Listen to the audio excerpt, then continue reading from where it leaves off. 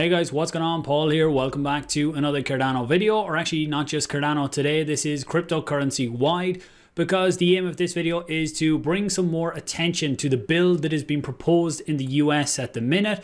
So again, I'm not in the US, so I can't have a direct impact on this, but what I can do is spread awareness of what is going on. So to me, there's a very short-sighted bill being brought at the minute. There's an infrastructure bill coming to cabinet, or to Senate, on terminology. Sometimes I may use Irish terms rather than the correct terms in the US.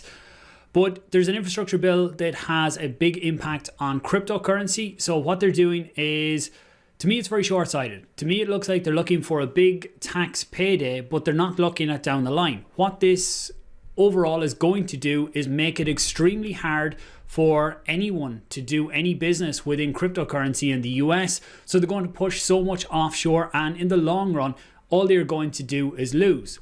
Look, I've talked about regulation on this channel before, and I think regulation has to come into the space, because if we want cryptocurrency to go where we all believe it can, then regulation, taxation, everything has to be a part of that. But what they're proposing right now is not the way to go about it, in my opinion, and in lots of people's opinion when you start to look around. So if you see here, it says, this is Brian Armstrong, the CEO of Coinbase. The proposal is that all brokers would need to report to the IRS. They would need to KYC anyone they deal with and report tax that's due to the IRS. So as he says here, that's perfectly fine for someone like Coinbase, Binance, Kraken, any of the big exchanges. They can all do this type of stuff. But the bill says that any broker, and if it comes down to here, where is it? So the bill defines brokers to include anyone who effectuates transactions of digital assets. This means almost anyone in the crypto ecosystem, miners, validators, smart contracts, open source developers, could be treated as a broker with massive reporting obligations. So this is what is going to be voted on. There are two amendments that came out. One that came out, I think, 2 days ago, which is definitely the preferred option. And then one that came out last night that definitely is not a good solution. So I'll take you through both of them as well. But essentially, this would mean that nobody within the US could legally get involved with DeFi, with maybe even with staking, with mining, unless they were going to KYC everyone they do business with. So an example of this, I run Cardano stake pools, so I don't know who's in the stake pool. So when I set up my stake pool, and absolutely anybody can delegate to the pool, and the protocol handles everything. So the protocol does all the payouts of the rewards. It goes by the parameters. So for me, I don't deal directly with any of the people delegating to the pool. I keep the pool running, and obviously I answer questions and stuff outside of that to help people, but that's separate from the actual running mechanism of how it all works. If we look at the first amendment here that was put forward by Ron Wyden, Cynthia Lummis, and Senator Toomey, again, if I get names or pronunciations wrong, I do apologize.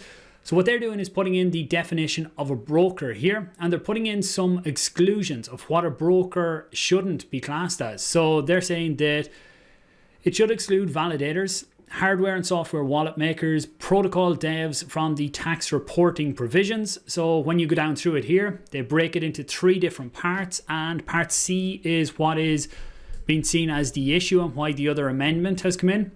So part A, validating distributed ledger transactions. So this would be mining, would be proof of stake. B, selling hardware software for which the sole function is to permit the person to control their private key. So again, this would be like an Exodus wallet or a Ledger or a Trezor, any hardware wallet or software wallet, that they would be exempt, because in the original bill, these types of manufacturers would be responsible for KYCing all of the people that use the wallet. So in the case of software wallets, that is definitely impossible. C, then developing digital assets or their corresponding protocols for use by other persons, provided that such other persons are not customers of the person developing such assets or protocols. So to me, this covers smart contracts, this covers DeFi, but to senators out there, people voting on this, then what they're looking at is, all they know about cryptocurrency is the scams, the rug pulls. They hear DeFi and they just look at the big news stories of the DeFi protocols that have disappeared with people's money. So they don't understand the full meaning of what this means. This means complete decentralized finance would be, it couldn't actually happen, because the idea of DeFi is that you don't have to be KYC'd, you don't have to know every individual customer. You have the wallet addresses of the people you are dealing with. Obviously, in cases where there are illegal activities and stuff like that, wallet addresses can be tracked across the blockchain, and these funds always come back out into fiat at some stage. So what you do is you find out where it came out, and then you start reverse engineering the whole way back up the line on that.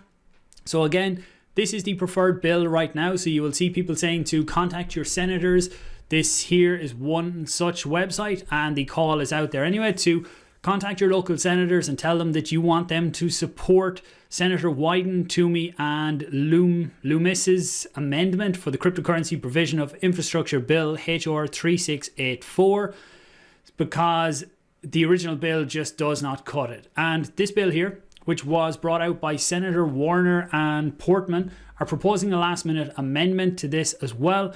And as this post says here, it is disastrous, because what it does is it only excludes proof of work mining. You can see they've removed C and changed A slightly to just bring in proof of work mining instead of including proof of stake or any other types of validation that's out there in the market. There's new ones coming out all the time, but they want to say that the only type that is excluded is proof of work mining, which would be Bitcoin, would be Ethereum 1.0, would be Ergo. But for the likes of Cardano and lots of other applications out there, lots of other protocols and cryptos out there, then they don't fall under this exclusion list.